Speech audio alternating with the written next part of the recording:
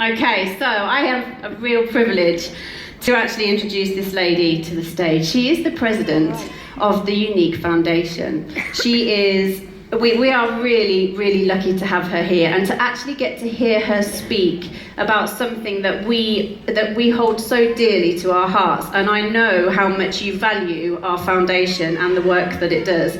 And you'll actually get to hear the lady herself talk to you about some of that work. So please give this amazing and inspirational lady an absolutely huge welcome to the stage. Please, Shelaine Maxfield.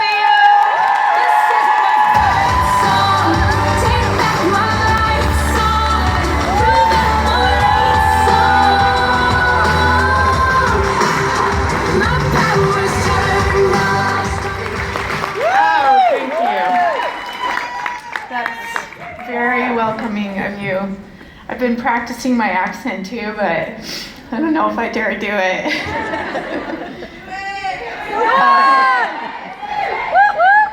I don't know what to say. Lovely. Lovely.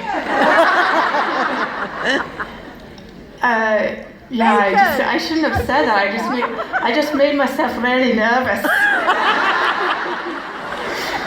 Okay, now I think that was more Irish. You sound like you're telling a story. The Scottish speak really low and use their vowels. Ready? Right? Yeah, right. Okay, I'll quit. So I'm here to, of course, talk about the Younique Foundation. And I wanted to start by thanking you and crying, of course, for your support. What you have made possible, I can't even put into words how thankful we are. I'm not off to a good start, sorry. I know that you're participating in a raffle for makeup trunks. Thank you for that. We put every dollar, every pound that is donated to good use, and I'm going to tell you what we do with that, the money that you're donating and the support that you're giving and the lives that you're changing. I get a lot of credit and a lot of thanks for what other people do. And like Derek said, I just have to thank on behalf of those who receive the blessings from what you're doing. So thank you for that. Yes.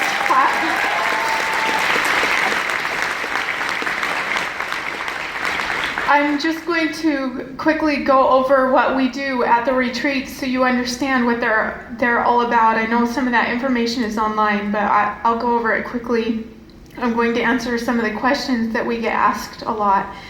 And most importantly, I wanted to share 2 stories when I'm finishing of participants who have been at our retreats. So you can understand that even though the numbers of retreats and participants are exciting, it's what the effect is on the lives that is really the important thing. That's what we're really doing this for.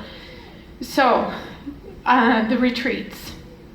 The way the retreats are for adult female survivors of childhood sexual abuse. I know one of the questions in here is, will we ever do these for men? And I'll answer that right now. We do hope to have these retreats for men someday. We know there is a tremendous need for both men and women to have what we offer at the retreat, and we do hope to implement that. It's come up on our initiatives. It's not something that we can do right away, but we do have plans. I have wanted to do that from the beginning, but our focus for now will be on adult women. So the retreats are for adult female survivors of childhood sexual abuse. They can apply online through our website, and the participants that we choose to come to our retreats qualify by being an adult now, 18 or over now, but their abuse happened when they were 18 or younger. And one thing I want to make clear is that we will take women from all over the world. You don't have to be a presenter to come. You can be a presenter to come, but we teach them in English. So if you can communicate in English, it doesn't matter where you come from. All are welcome to apply. And then through that process of application, we call and try to help you find a date that works for you to come to our retreat. If the one that works for us doesn't work for you right away, we will find you another one. You don't have to reapply unless you've dropped out.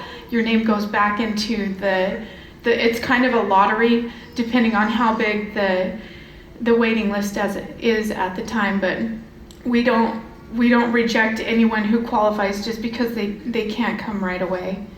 So the retreats start on a Monday, and the participants who qualify and who are accepted to come get themselves to Utah. They are responsible for their travel costs.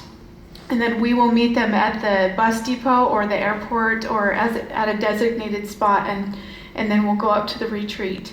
On Mondays of the retreat, they're introduced to the staff so they know why everyone is there and why they should be there, so they feel comfortable. Our biggest thing is to help them feel safe right from the get-go.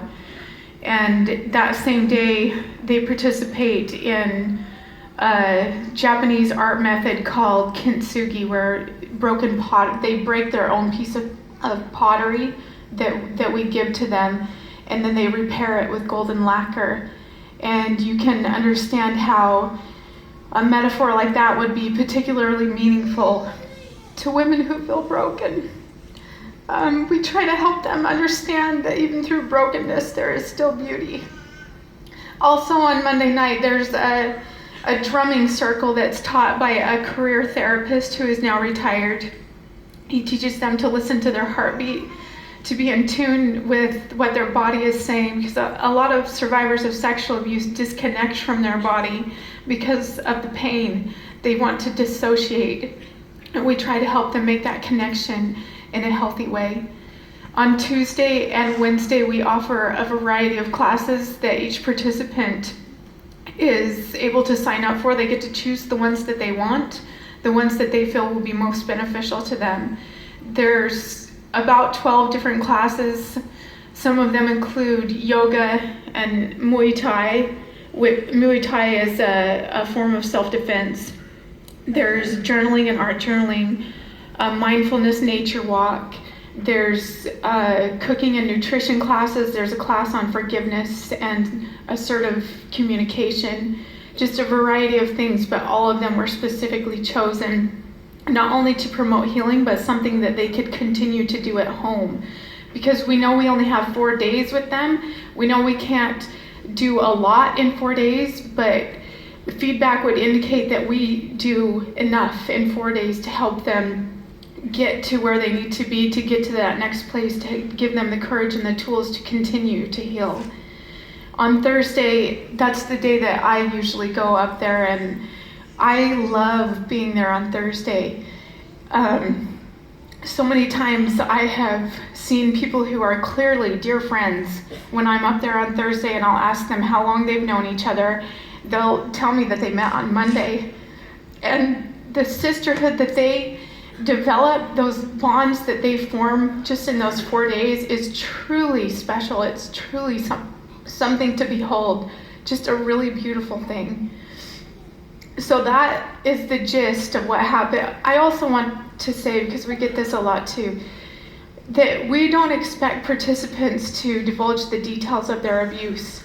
A lot of them show up terrified that they're going to have to go into all these dirty secrets that they've been holding for years and years. In some cases, they've been holding them for decades, 5 decades. We don't expect you to talk about that. We want to take you from where you are and get you to a better place. The participants already know what happened to them.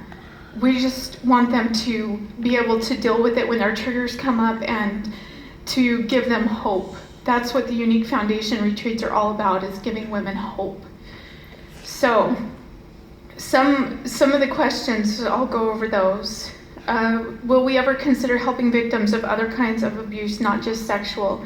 Our focus will stay on survivors of sexual abuse. And I always call these women survivors. I don't refer to them as victims, because victims to me are the ones that didn't make it out. These women survived something that never should have been put in their path to be burdened with, and I will always see them as survivors.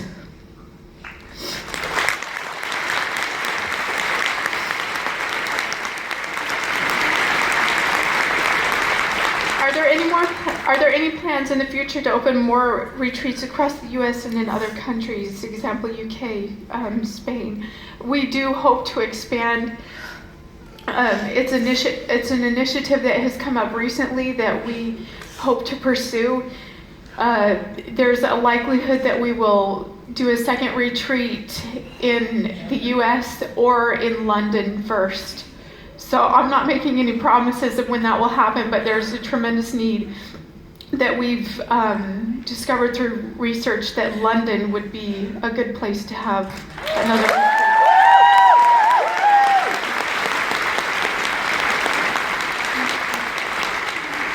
What happens if you're offered a place at the retreat but you can't attend? Do you have to reapply? I covered that a little bit. Your name will stay in the lottery until there's a day that you can come. Is there a process of choosing who goes to the retreat first based on severity or need? Or is it first come, first serve? We actually don't ask what happened. We don't ask the details, so we don't know how severe any case is over another. We just take them as they apply and try to get a retreat date set for each individual within 3 to 6 months of their application. Will you ever produce a marketing pack for fundraising? We have been trying to work on that so people will have something to share, material that they can give to help promote, and all of those things will continue to be found on our websites. If you follow us on social media, that's the best place to get that information. Okay, I think I got all of them. So now, brought my notes here. I wanted to share with you, I know the numbers are so exciting, and I actually didn't get updated numbers of how many retreats we've had and how many survivors have come through our retreats. I believe it's around 60 retreats and a little over 600 survivors who have come through our retreats, and we're very, very proud of that.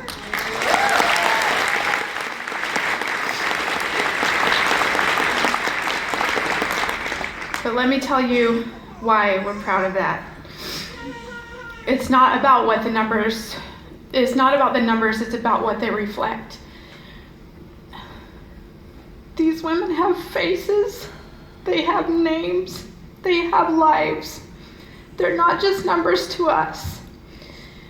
They go home at night to their kids. They go to their, sorry, my daughter's calling. They go to their jobs. They go to the grocery store. They're just like us. There are probably many in this room who are these women, and we love every single one of them. They have stories. They have identities. They're not just 1 in 4. Here is a testimonial, if you will, from one of the participants of our retreat. And like I've indicated, I get a lot of credit for what we do. I want you to know that where my name is where you should put your name in, because she's thanking you for what you've made possible just as much as she's thanking me. Shelaine, I have to admit, when I signed up for and was chosen to attend the retreat, I wasn't really familiar with Younique or you for that matter. However, I know now and wanted to take a chance to thank you from the deepest part of my soul. When I showed up in Springville is where we do the retreats. I had 15 years of therapy under my belt and was making progress for the first time ever. I was starting to be able to talk about my abuse with the people closest to me. What you have created in the foundation is life-saving. It was honestly soul-saving for me. For the first time in my life, I'm not alone and never will be again. That's what was missing in my life since the retreat, and my healing has been in hyperdrive ever since. Supporting and listening to survivors and helping them break a silence is helping save the lives of hundreds of women. Shelaine, thank you. Thank you for helping me on my journey.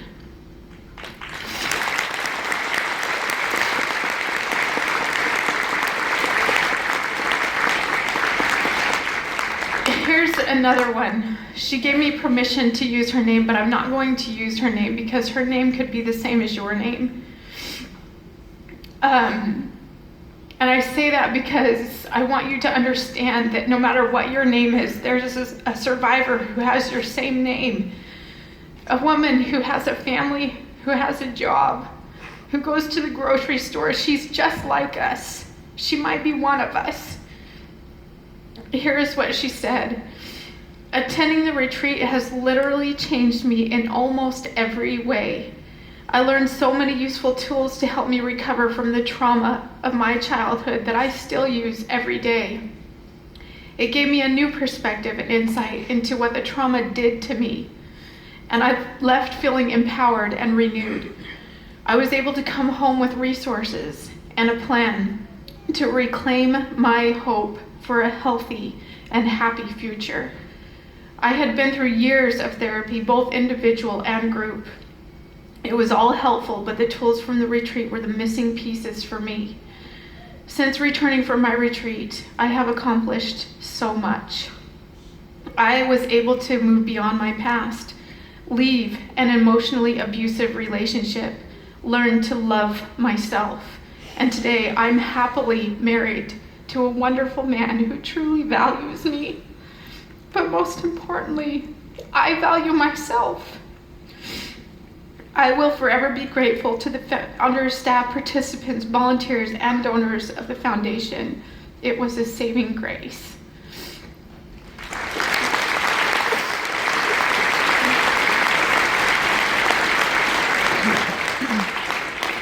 Because I'm there on Thursdays and I get to interact with the participants, I get to hug them if they initiate the hug. We're very careful about not initiating hugs because not everybody wants to hug me. I don't know. That's okay. And they'll whisper in my ear.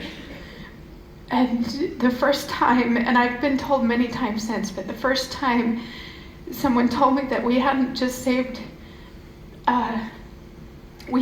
changed their life, we had saved their life. Oh, that deeply impacted me because I believed her. I got the tremendous sense that she was at the very end of her rope, that she had nearly given up on life. And because of what you have made possible and what happens at the retreats, she had been given enough hope to hang on. I've had women, sometimes it's a little bit harder for me to see the older, more mature ladies because I can't help but wonder how long they've suffered. Some of these women, 2 of them actually have told me, I have kept this secret for 50 years. 50 years. I'm 38 years old.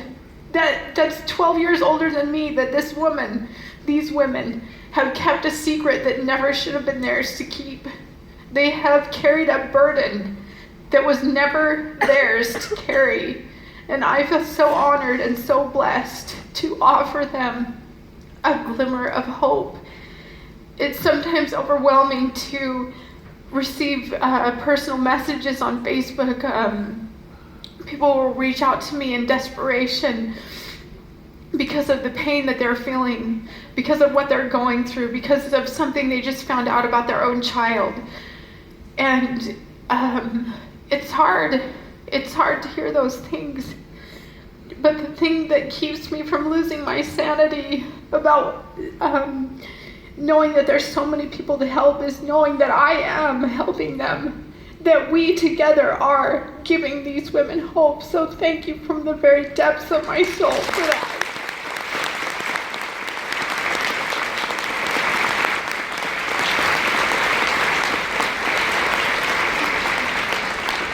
I don't know how I'm doing on time, but I think I can get away with using too much. So I want to share with you the message that I share with them when I go on Thursdays. Some of you may have heard it before. because it was shared at our convention. But I think it's worth sharing again. It's a life lesson that I've learned that I hope will be beneficial to you. I think a lot of people can relate to it. I came to realize that I have wasted the majority of my life living below my potential. And I think there are valid reasons for it. I do not call them good excuses, but there are valid reasons. The first one being that I never really thought that I had much potential. It didn't occur to me that I was living below it because it didn't occur to me that I had any. I grew up in a small community. I didn't have the right predetermined to succeed last name. I don't have a college degree. And nothing about my childhood qualifies me for the work that I'm doing today. Nothing about my adulthood qualifies me for it either, but I'm gonna do it anyway. And I have this list, this mental list of things about me that I call my wrong truths. And I think we all have wrong truths. There are things about us that are true, that have contributed to who we have become, but they are the things that are holding us back from becoming who we want to be. And when I realized that I was living my life based on the belief and the understanding that I was a nobody from nowhere, that I had nothing to offer, it really scared me. And I had to look long and hard to find out what was right with me. And I came to the conclusion that I have a really big heart, and I have a willingness to serve others and a deep desire to be a blessing in the lives of others. And while those things may not look impressive on a resume, they are the gifts that God has given me and expects me to use. And I have every intention of using them. I hope